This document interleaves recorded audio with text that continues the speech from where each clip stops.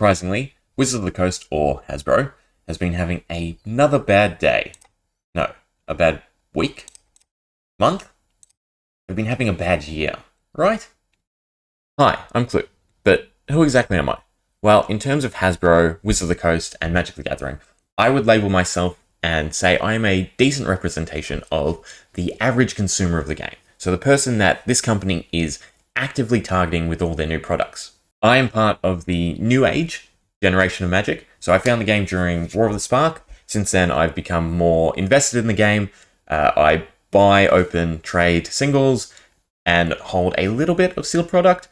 A little bit older than War of the Spark. I have boxes from Kaladesh and Battlebond that obviously I picked up recently and not am someone who actively invested in the game throughout its life cycle. So in contrast to me, we can talk about the older generation, so people who were part of Wizards of the Coast when it was first made, when they were first making Magic the Gathering, people who hold sealed product from the older era, the so-called better era, and people who hold or trade in singles from these older sets, as well as people who obviously hold the reserve list. And this distinction is very important to make because I believe it's what gives my opinion and everything I'm going to talk about in this video a bit of value. Because again, I am not someone who is heavily invested in the direction of the company and whether or not they overturn things like the reserve list, whether or not they print everything to oblivion. I am someone who just enjoys Magic as it is in its current iteration. Granted, some of the choices they're making I don't like. I skipped or have been skipping a few sets, just because of market bloat.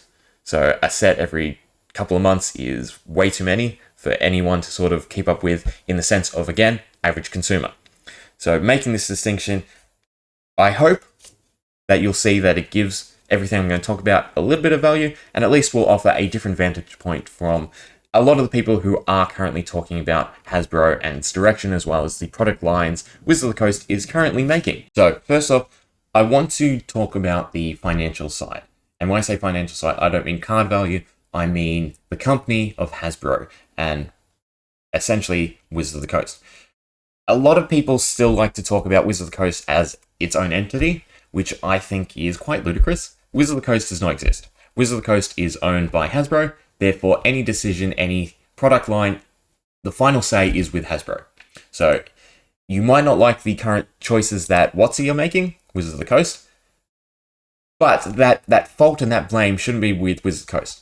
It is with Hasbro. Anything they sort of overturn in terms of going against the spirit of the reserve list is Hasbro's choice, not Wizards of the Coast. Well, not necessarily Wizards of the Coast. And that's a very important sort of thing to think about because we need to view everything as a big company's decision. I'm not sure where I learned it, but there was a nice saying that I heard, which is a business has 3 generations. The first generation creates the idea. The second generation refines the idea. And then the third generation refines the company. And that's the stage we're at. Hasbro is refining the company. They're doing everything in their power to make the company as profitable as it can be. They don't care about the game. They don't care about refining or making the game better. All they care about is refining the product lines and therefore the production and the company aspect so that they can increase their profits.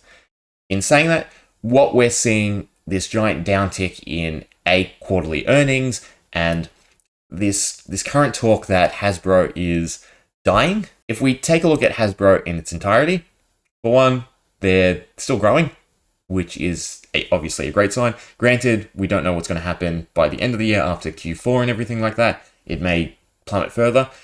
But generally speaking, I find, in my opinion, again, I'm going to heavily stress my opinion. I don't have any financial accreditations. These are all just my own opinion. But I like to compare a company to inflation. If a company well exceeds the rate of inflation, then they're doing good. And in terms of Hasbro, if we take a look at 1982, a Hasbro share was 65 cents. So just going off of inflation, that means in today's market, a Hasbro share should be $2.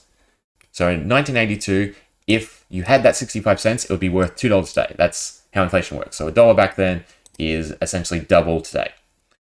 what this means is the share price of Hasbro was at 30 times the rate of inflation. So I think this is a good understanding, or a good starting point, at least, to see if a company is surviving. The fact that they have essentially done 30 times better than the state of the world, because again, this is only inflation in the US, but Hasbro is obviously a US company. So the fact that they have beat out the inflation rate of the US means that anyone who invested in the company, their money is essentially worth more than the US dollar.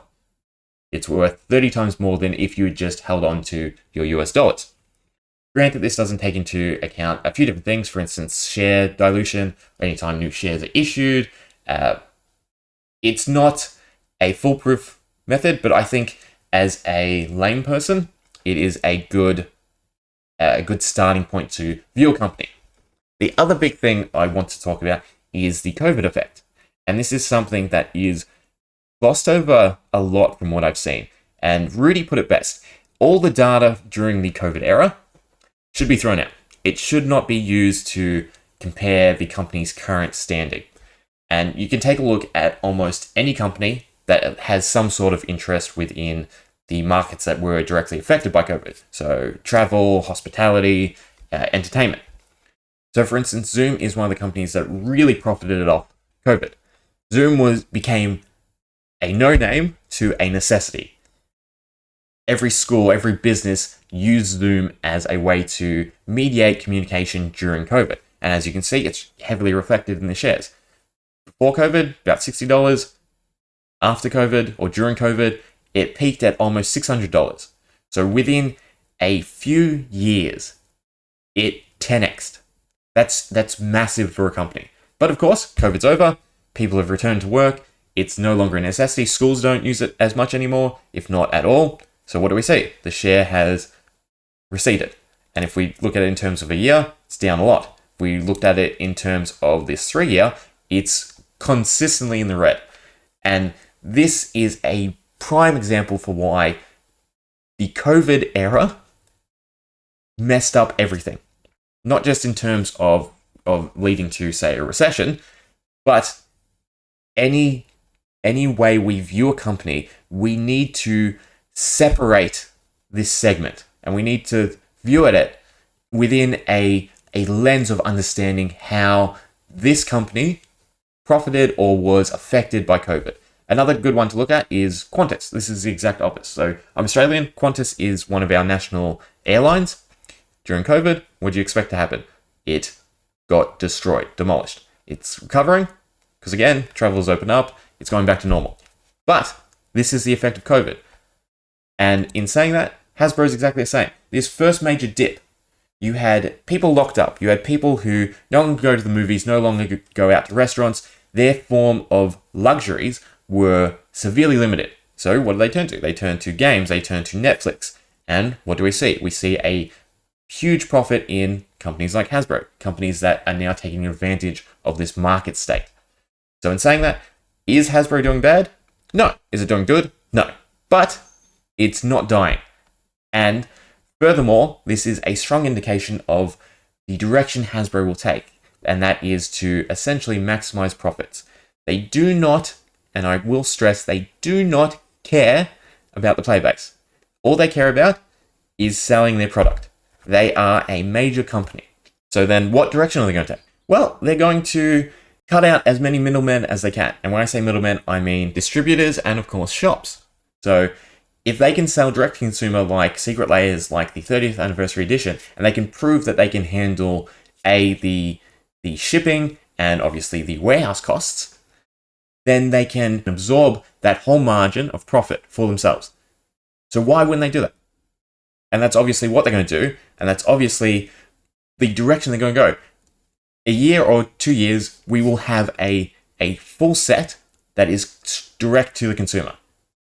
There is no possible way that they don't move in that direction. Amazon is a prime example.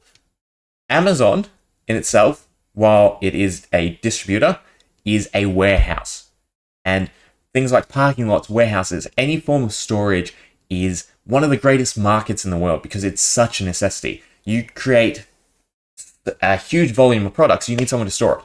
Wizards of the Coast do not have that facility. So the easiest way to go around that is Amazon. And if you cut your distributors and deal with one major distributor, what else can you do? Well, you can work out better deals. So again, this is the direction they're taking. They're going to do everything in their power to absorb any excess profit that they're missing out on through distributors and mum and pop shops and take it for themselves.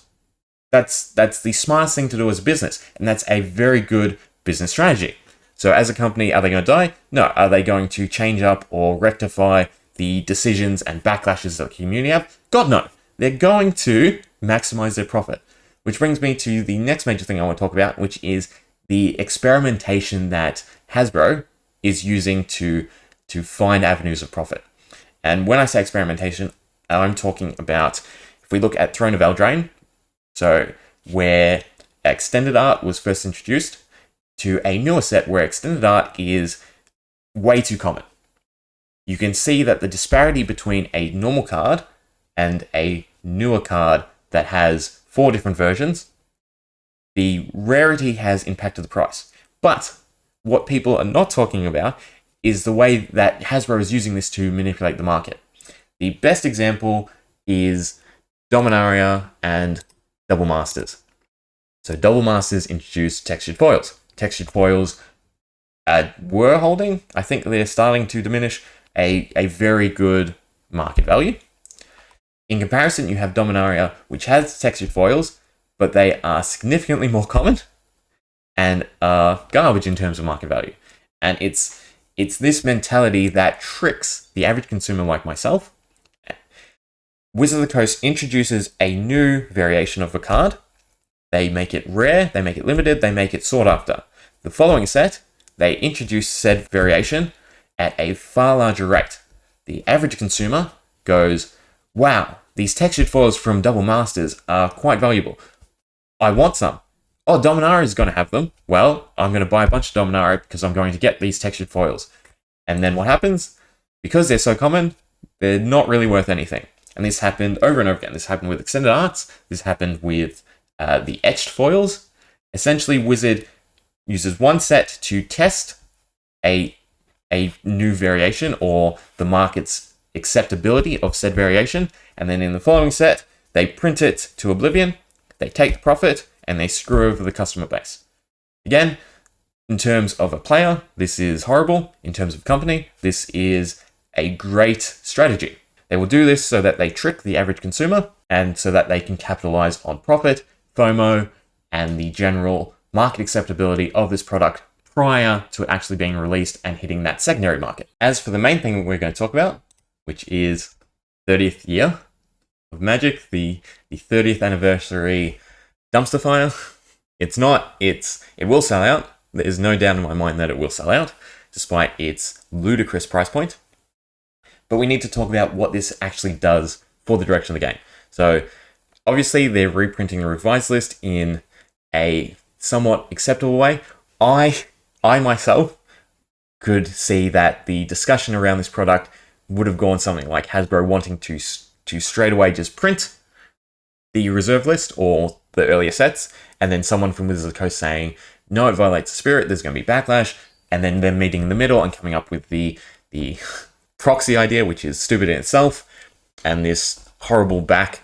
I am in the class that thinks this is a disgusting looking back. Why not, if you're going to put a gold border, why not just put it on the front? Because again, you want to trick new age consumers and try to show them that they can experience a piece exactly like they said. They can experience the old era of Magic at a ridiculous price. The other big thing to understand is the rationalization of why this is a valuable market strategy. So Wizards of the Coast does not care about keeping the old player base happy. The old player base does not buy enough product themselves and does not open or play enough Magic or New Age Magic to have a valuable impact on the consumer base for Hasbro.